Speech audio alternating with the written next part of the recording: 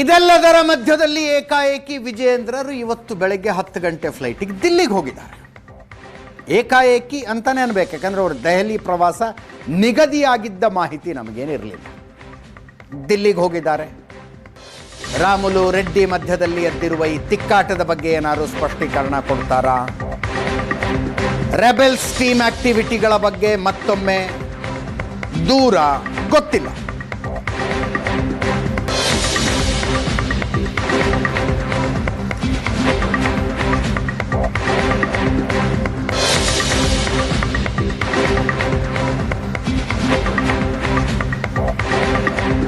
ರಾಜ್ಯಾಧ್ಯಕ್ಷ ಸ್ಥಾನಕ್ಕೆ ಎಲೆಕ್ಷನ್ನ ಸೆಲೆಕ್ಷನ್ನ ಅನ್ನುವ ಚರ್ಚೆ ನಡೀತಾ ಇರುವಾಗ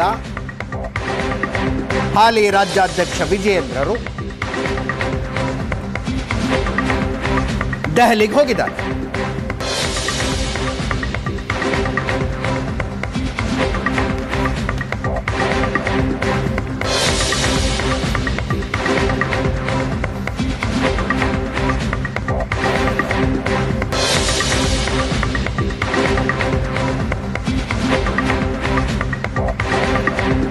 ರಾಮುಲು ವರ್ಸಸ್ ಜನಾರ್ದನ ರೆಡ್ಡಿ ರೀತಿಯಲ್ಲಿ ಶುರುವಾದ ಬಿಜೆಪಿಯ ಈ ಆಂತರಿಕ ಭಿನ್ನಾಭಿಪ್ರಾಯ ಕಾಂಗ್ರೆಸ್ನಲ್ಲೂ ಚರ್ಚೆ. ಯಾಕೆಂದ್ರೆ ಜನಾರ್ದನ್ ರೆಡ್ಡಿ ಅವರು ಹೇಳಿದ್ರು, ಸತೀಶ್ ಜಾರಕಿಹೊಳಿ ಅವರನ್ನ ಅವರು ಸಿದ್ದರಾಮಯ್ಯ ಬಣದವರಾಗಿರೋದ್ರಿಂದ ತಮ್ಮ ಬಣದಲ್ಲೊಬ್ಬ ಎಸ್ ಟಿ ನಾಯಕ ಇರಬೇಕು ಅಂತ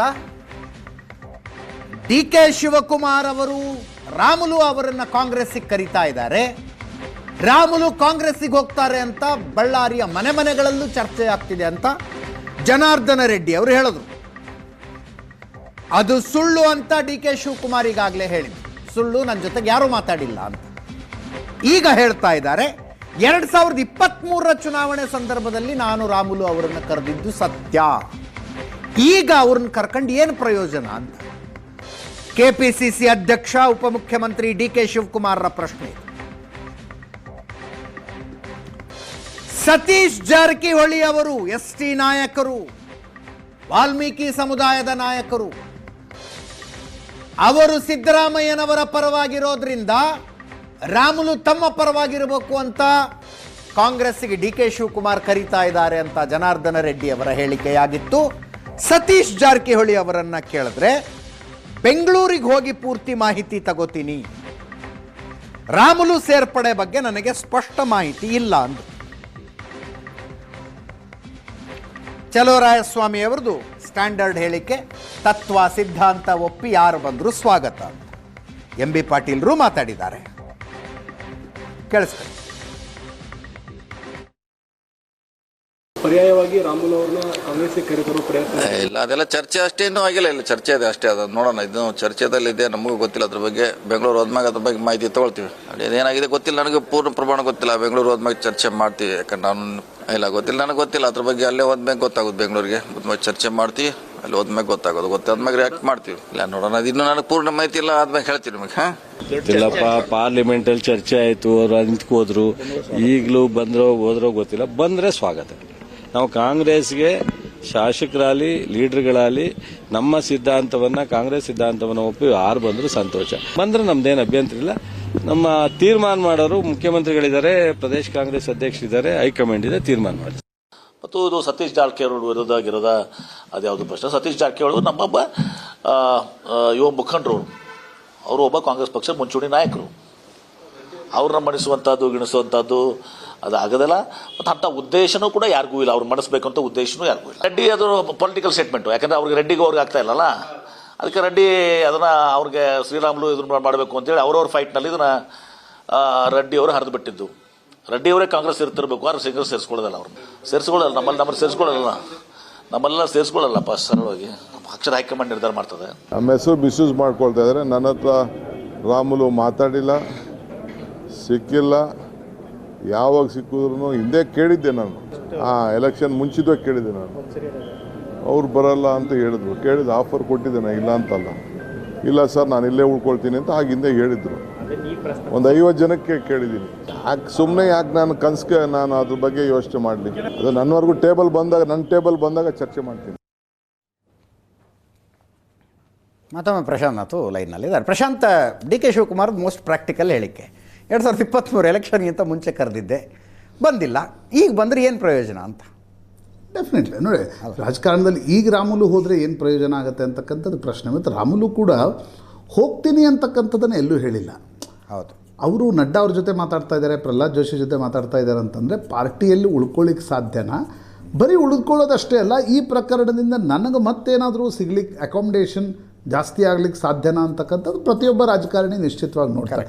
ನನಗನ್ಸುತ್ತೆ 2028ರವರೆಗೆ ಅಥವಾ ಕಾಂಗ್ರೆಸ್ ಈಗಲೇ ಕರ್ಕೊಂಡು ಅವರನ್ನು ಏನಾದರೂ ಮಾಡ್ತೀವಿ ಅಂತಕ್ಕಂಥದ್ದನ್ನು ಹೇಳಿದರೆ ಮಾತ್ರ ಅದಕ್ಕೆ ಅರ್ಥ ಇದೆ. ಆದರೆ ಇವತ್ತಿನ ಸ್ಥಿತಿಯಲ್ಲಿ ಅಜಿತ್, ಡಿ ಕೆ ಶಿವಕುಮಾರ್ ಕೂಡ ತಾನು ಮುಖ್ಯಮಂತ್ರಿ ಆಗುವವರೆಗೆ ಈ ಸತೀಶ್ ಜಾರಕಿಹೊಳಿಗೆ ಪರ್ಯಾಯವಾಗಿ ಇನ್ನೊಬ್ಬರನ್ನ ಯಾರನ್ನೂ ಕರ್ಕೊಂಡು ಬಂದು, ಅಂದರೆ ಅದರ ಅರ್ಥ ಏನು? ಸತೀಶ್ ಜಾರಕಿಹೊಳಿಯನ್ನು ಇನ್ನಷ್ಟು ಕೆರಳಿಸಿದ ಹಾಗೆ ಅದನ್ನು ಡಿ ಕೆ ಶಿವಕುಮಾರ್ ಈ ಹಂತದಲ್ಲಿ ಮಾಡ್ತಾರೆ ಅಂತಕ್ಕಂಥದ್ದು ಅನ್ನಿಸ್ತಾ ಇಲ್ಲ. ಜನಾರ್ದನ್ ರೆಡ್ಡಿ ಯಾವ್ದು ನ್ಯೂಸ್ ಆಗುತ್ತೆ ಅಂತಕ್ಕಂಥದ್ದು ಜನಾರ್ದನ್ ರೆಡ್ಡಿಗೆ ಚೆನ್ನಾಗಿ ಗೊತ್ತಿದೆ.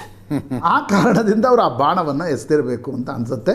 ಅದರ್ವೈಸ್ ಕಾಂಗ್ರೆಸ್ ಆಯ್ತಪ್ಪ, ಡಿ ಕೆ ಶಿವಕುಮಾರ್ ನಾಳೆ ಮುಖ್ಯಮಂತ್ರಿ ಆದರೆ, ಅವ್ರೇನು ಅಂದ್ಕೊಂಡಿದ್ದಾರೆ ಆ ರೀತಿ ಮುಖ್ಯಮಂತ್ರಿ ಆದರೆ ಡೆಫಿನೆಟ್ಲಿ ರಾಮುಲುಗೊಂದು ಸ್ಥಾನಮಾನವನ್ನು ಕೊಟ್ಟು ಕರೆದ್ರೆ ಆಗ ರಾಮುಲುಗೂ ಲಾಭ ಆಗ್ಬೋದು, ಡಿ ಕೆ ಶಿವಕುಮಾರ್ಗೂ ಕೂಡ ಲಾಭ ಆಗ್ಬೋದು. ಅದಕ್ಕಿಂತ ಮುಂಚೆ ಡಿ ಕೆ ಶಿವಕುಮಾರ್ ಏನೋ ಮಾಡ್ತಾರೆ ಅಂತ ಅನ್ನಿಸ್ತಾ ಇಲ್ಲ. ಓಕೆ, ಬಿ ಜೆ ಪಿ ಏನು ಮಾಡುತ್ತೀಗ? ಅದೇ ಬಿ ಜೆ ಪಿ ನನಗನ್ಸುತ್ತೆ ಅಜಿತ್, ಬಿ ಜೆ ಪಿ ನೋಡಿ, Ramulu is one of the leader. ಮೂಲ ಅವ್ರದ್ದು ಬಿ ಜೆ ಪಿಯಿಂದಲೇ ಶುರುವಾಗಿತ್ತು. ಹೌದು, ರಾಜಕಾರಣ ಶುರುವಾಗಿದ್ದೇ ಇಲ್ಲಿ. ಹಾಗಾಗಿ ಈಗ ಈಶ್ವರಪ್ಪನವ್ರು ಇರ್ಬೋದು, ರಾಮುಲು ಇರ್ಬೋದು, ಈ ರೀತಿ ಹಿಂದುಳಿದ ವರ್ಗಗಳಿಂದ, ತಳ ಸಮುದಾಯಗಳಿಂದ ಬಂದಿರತಕ್ಕಂಥ ನಾಯಕರು ಬಿ ಜೆ ಪಿಯನ್ನು ಬಿಟ್ಟು ಹೋಗ್ತಾ ಹೋದರೆ, ಬಿ ಜೆ ಪಿ ನೋಡಿ ಲಿಂಗಾಯತ್, ಒಂದು ರೀತಿ ಲಿಂಗಾಯತ್ ಪಾರ್ಟಿ ಅಂತ ಕರ್ನಾಟಕದಲ್ಲಿ ಕರೆಸ್ಕೊಳ್ಳುತ್ತೆ. ನೀವು ಬೇರೆ ಸಮುದಾಯಗಳ ನಾಯಕರು ನಿಮ್ಮ ಪಾರ್ಟಿಯಲ್ಲೇ ಇರೋಕ್ಕಾಗಲ್ಲ, ನೀವು ಅವ್ರನ್ನ ಅಕಾಮಿಡೇಟೇ ಮಾಡೋಕ್ಕಾಗಲ್ಲ, ನೀವು ಅವರನ್ನು ಉಳಿಸ್ಕೊಳ್ಳೋಕ್ಕೆ ಆಗಲ್ಲ ಅಂತಕ್ಕಂಥ ಮೆಸೇಜ್ ಏನಾದರೂ ಪಾಸ್ ಆದರೆ ಲಾಂಗ್ ಟರ್ಮಲ್ಲಿ ಬಿ ಜೆ ಪಿಗೆ ಅದೊಂದು ದೊಡ್ಡ ಹೊಡೆತ. ಕರೆಕ್ಟ್. ಆ ಕಾರಣದಿಂದ ನನಗನ್ಸುತ್ತೆ ಬಿ ಜೆ ಪಿಯ ಹೈಕಮಾಂಡ್ ಮತ್ತು ಆರ್ ಎಸ್ ಎಸ್ ಯಾಕಂದರೆ ರಾಮುಲು ಮೊನ್ನೆ ಈ ಗಲಾಟೆ ಆಯ್ತಲ್ಲ, ಅವರು ಬೆಳಿಗ್ಗೆ ಮೊದಲು ಮಾತಾಡಿದ್ದು ಸಂಘದ ಸಹ ಸರ್ಕಾರ್ಯವಾಹ ಮುಕುಂದ್ರ ಜೊತೆಗೆ, ಬಿ ಎಲ್ ಸಂತೋಷ್ ಅವರ ಜೊತೆಗೆ, ಯಾಕಂದ್ರೆ ನನಗೆ ಹಿಂಗೆ ಆಗಿದೆ ಅಂತಕ್ಕಂಥದ್ದು. ಮತ್ತು ನನಗನ್ಸುತ್ತೆ ಆರ್ ಎಸ್ ಎಸ್ ಇರಲಿ ಅಥವಾ ಬಿ ಜೆ ಪಿಯ ರಾಷ್ಟ್ರೀಯ ನಾಯಕತ್ವ ಇರಲಿ, ಈ ಬ್ಯಾಕ್ವರ್ಡ್ ಸಮುದಾಯಗಳಿಂದ, ತಳಮಟ್ಟದಿಂದ ಬಂದಿರತಕ್ಕಂಥ ನಾಯಕರು ಬಿಟ್ಟು ಹೋದರೆ ಅದರ ಇಂಪ್ಯಾಕ್ಟ್ ಲಾಂಗ್ ಟರ್ಮಲ್ಲಿ ಏನು ಅನ್ನುವ ಕಾರಣದಿಂದ ಅವರನ್ನು ಪ್ಯಾಸಿಫೈ ಮಾಡುವ ಪ್ರಯತ್ನ ಹೈಕಮಾಂಡ್ ನಿಶ್ಚಿತವಾಗಿ ಮಾಡುತ್ತೆ. ಏನು ಕೊಡುತ್ತೆ, ಏನು ಆಫರ್ ಮಾಡ್ತಾರೆ, that is very important. Let's see. Thank you so much. ಇದರೊಂದಿಗೆ ಇವತ್ತಿನ ಪಾರ್ಟಿ ರೌಂಡ್ಸ್ ಮುಗಿಸ್ತಾ ಇದ್ದೀನಿ. ನೇರ ದಿಟ್ಟ ನಿರಂತರ ಸುದ್ದಿಗಾಗಿ ನೋಡ್ತಾ ಇರಿ ಏಷ್ಯಾನೆಟ್ ಸುವರ್ಣ ನ್ಯೂಸ್.